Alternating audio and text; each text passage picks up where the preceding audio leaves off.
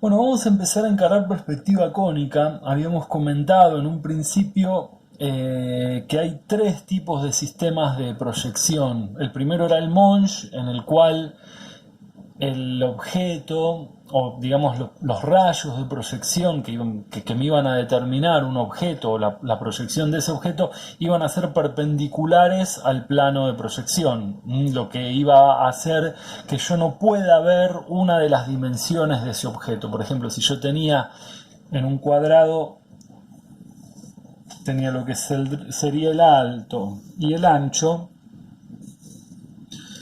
yo iba a ver ese objeto tal cual lo iba a ver, o sea, me iba a faltar un dato para poder saber que ese cuadrado iba a proyectarse en el plano de manera perpendicular, o sea que no iba a poder ver yo esto en profundidad, sino que se iba a proyectar de manera plana. Por eso todas las características que ya habíamos comentado en su momento del Monge.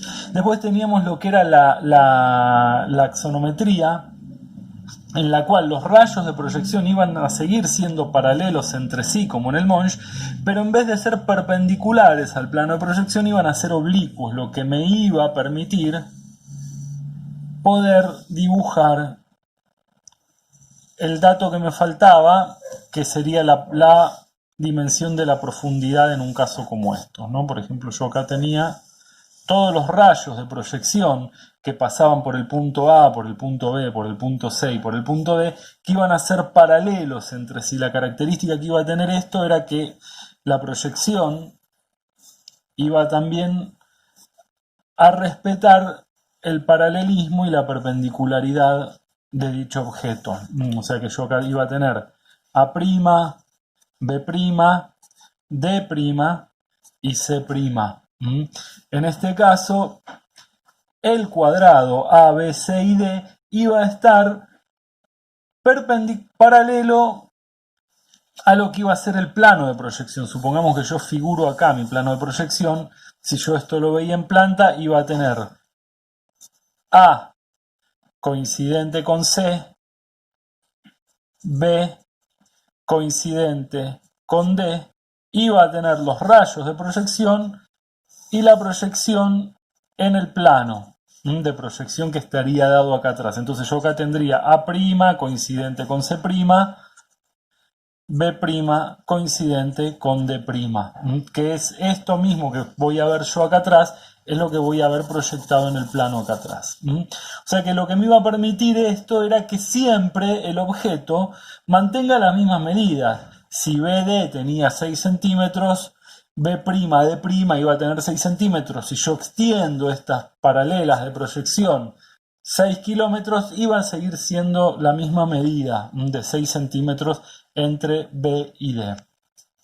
Ahora lo que va a pasar es, voy a recurrir a otro sistema de proyección que es lo que se va a llamar proyección cónica o proyección focal, algunos lo pueden llegar a llamar.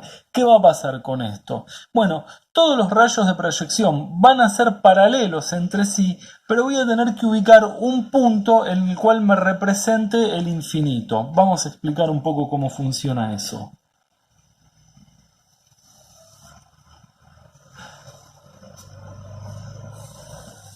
Yo acá tengo una figura también conformada, como hacemos siempre, por el punto A, por el punto B, por el punto C y por el punto D. Ya habíamos dicho antes, en el caso de la axonometría, que todos esos rayos paralelos iban a tener su lugar común en el infinito. Esto lo explicamos en su momento. Bueno, ahora lo que va a pasar es que voy a tener que buscar un punto que va a ser la representación del infinito. Por ejemplo, en el plano de proyección yo voy a buscar un determinado punto, por el momento es arbitrario, en el cual yo voy a decir, bueno, B fuga, perdona, no acerté la puntería. B me fuga acá, que sería la representación, ese punto del infinito. D, que yo sé que en la realidad, si esto es un cuadrado y va a estar, futuramente va a ser un cubo, yo voy a decir D, que en la realidad es paralelo, el rayo de proyección que contiene a D va a ser paralelo al mismo que contiene a B, y va a decantar en ese mismo punto. A va a ir acá, a ese punto, y C también va a ir a ese punto infinito. ¿Cuál va a ser la particularidad que va a tener la proyección cónica? Bueno, en cierto punto es bastante simple sacar la conclusión porque yo voy a saber que a medida que si yo voy a proyectar B, por ejemplo, voy a tener el plano de proyección acá y voy a proyectar B en una paralela, sé que acá abajo, como tal cual tengo acá D, acá tendría yo lo que sería D', B', D', que va a ser paralela acá. Si yo quiero proyectar en este mismo plano, quiero proyectar A, voy a buscar una que sea una contención, una recta que contenga a B también paralela hasta acá. Y acá yo encontraría lo que sería A'. Lo mismo va a pasar con C. Si yo sé que AC es paralela a B y a D, para encontrar C acá abajo yo busco una paralela a AC o una paralela a B y D y voy a encontrarla. O sea que en este caso yo tendría la proyección de esa figura, acá tendría C' proyectada, ¿y qué va a pasar? A medida que la figura se vaya acercando a esa representación del infinito, va a tender a achicarse.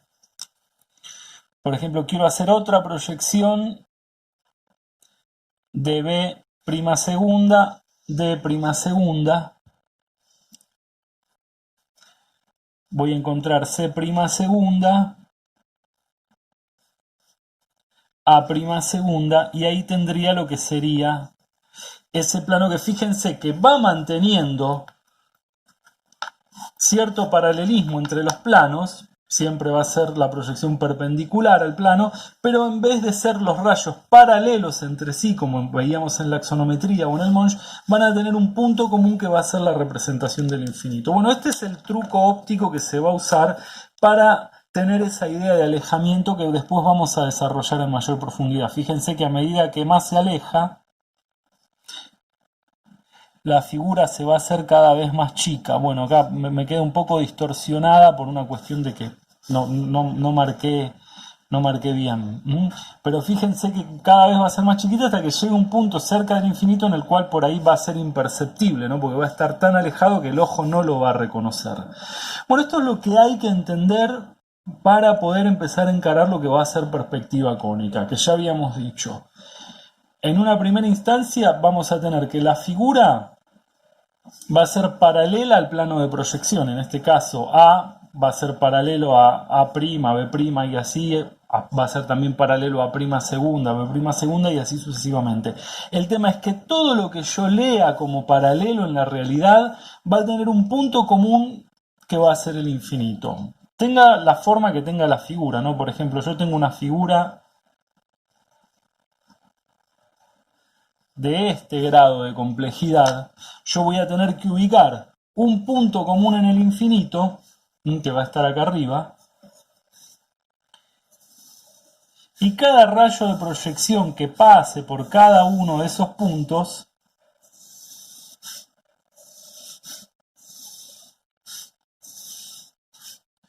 va a terminar decantando en el infinito, lo que me va a permitir tener una idea de alejamiento de esa figura.